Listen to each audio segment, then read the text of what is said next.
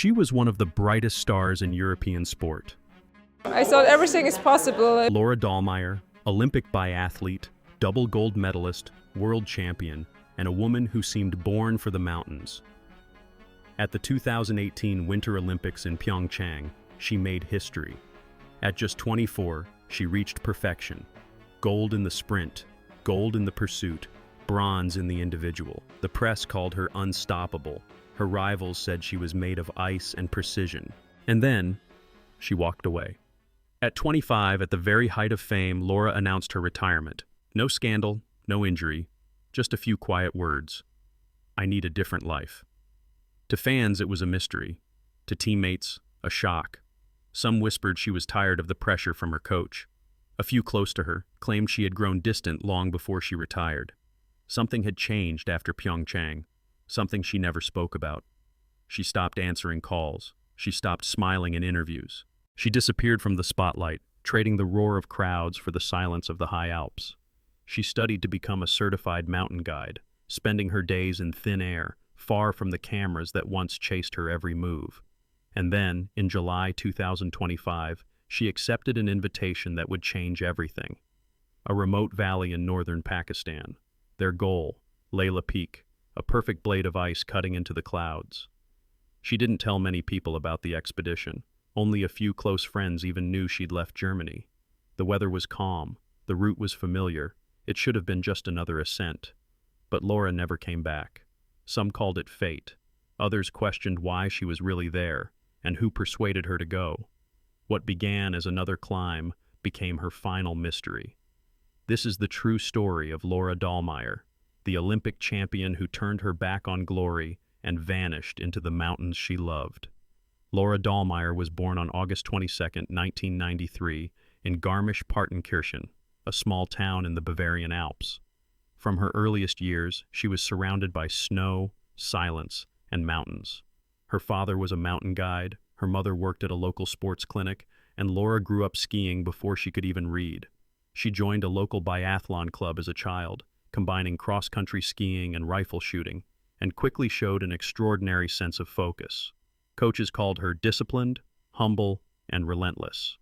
At 16, she joined the German national youth team, training under the strict but respected coach Gerald Hunig. Her rise was fast.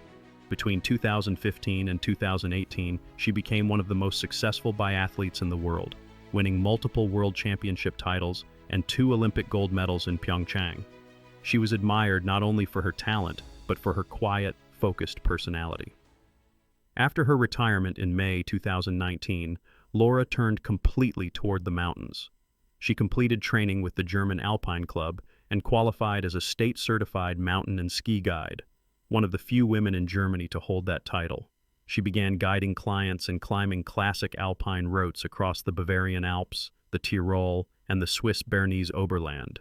She summited peaks such as the Zugspitze and Mont Blanc, and often spoke of her dream to explore higher, more remote ranges beyond Europe. Those who knew her said that after retirement she seemed lighter, freer. She no longer chased seconds on a stopwatch. She chased horizons. Every new ascent was another step toward the silence she had always sought. In the summer of 2025, Laura Dahlmeier quietly left Germany for a new challenge, far from the crowds, the cameras, and the safety of Europe's peaks. Her destination was Layla Peak, a 6,096-meter mountain in northern Pakistan's Karakoram range, one of the most beautiful and one of the most dangerous in the world. Its profile is unmistakable, a sharp, icy spire rising above the Valley of Hush, known to local climbers as the Bride of the Mountains. Its slopes are breathtaking and unpredictable. Rockfall, avalanches, and sudden storms can turn beauty into chaos within seconds.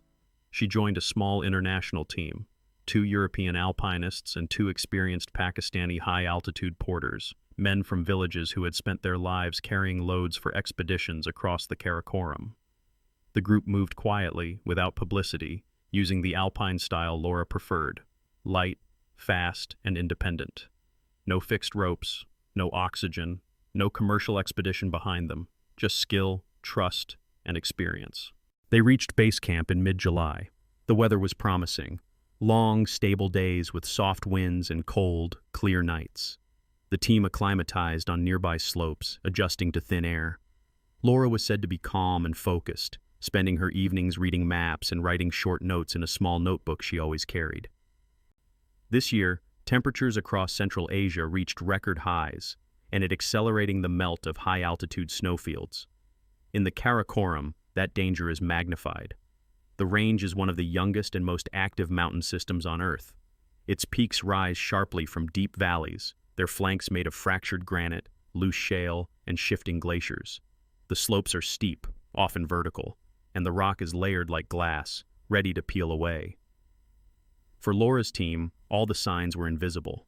The weather report was good, the sky was clear, and the face above them looked frozen solid. On July 28th, before sunrise, the team left their high camp for the final push toward the summit. The temperature was -15 degrees, and the slope glittered under moonlight. Laura led the rope line, as always. Her movements were methodical.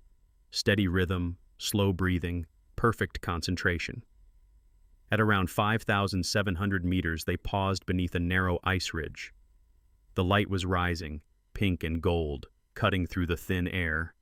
Then came the sound no climber ever forgets, a deep crack, followed by a roar. A section of the upper wall broke loose, sending a cascade of rock and ice down the face. It lasted only seconds.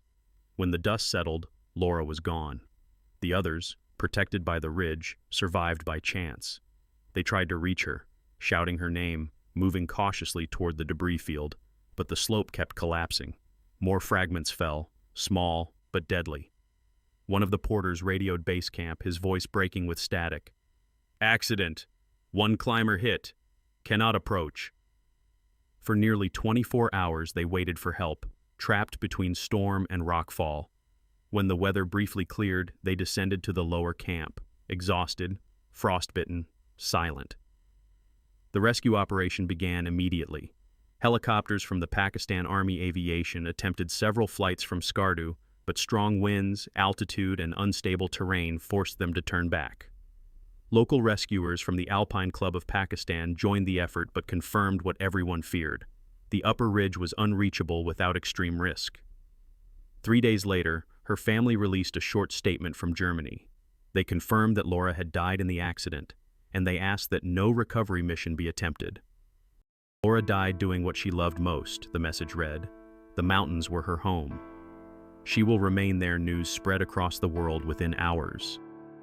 In Garmisch-Partenkirchen, flags flew at half-mast at the biathlon stadium that once echoed with her victories. Her coach, Gerald Hoenig, told reporters, she was fearless in everything she did. Even as an athlete, she was already half a mountaineer. The International Biathlon Union honored her with a minute of silence during the 2025-26 World Cup opening. In the mountaineering community, her death sparked deep reflection. She had been one of the few elite athletes to transition from competition to guiding, and her story reminded everyone that even mastery cannot control nature. Laura Dahlmeier was 31 years old. Her body was never recovered. Today, climbers passing through the Hush Valley still point to the peak's gleaming edge and whisper her name. They say when the light hits the ridge at dawn, for a moment it looks like a woman standing there, calm, steady, watching over the mountain she loved. Laura Dahlmeier's story is more than the story of a champion. It's the story of someone who dared to live differently, to leave behind applause, pressure, and perfection, and search for something deeper. She proved that courage isn't only found on podiums. Sometimes it's found in silence, in snow, in the decision to keep climbing when no one is watching. She taught us that peace can be a kind of victory, that life's highest peaks are not always made of ice and stone, but of purpose, humility, and love for what we do. Even now, her legacy continues, in the young athletes she inspired, in the climbers who whisper her name before a dangerous ascent, and in everyone who refuses to give up on their own mountains. Because Laura Dahlmeier's story doesn't end where the trail disappears. It begins again. Every time someone looks up at the peaks and feels that same pull toward freedom. She lived without fear, chased the horizon, and became part of the very world she loved most. And as long as there are mountains, her story will keep climbing.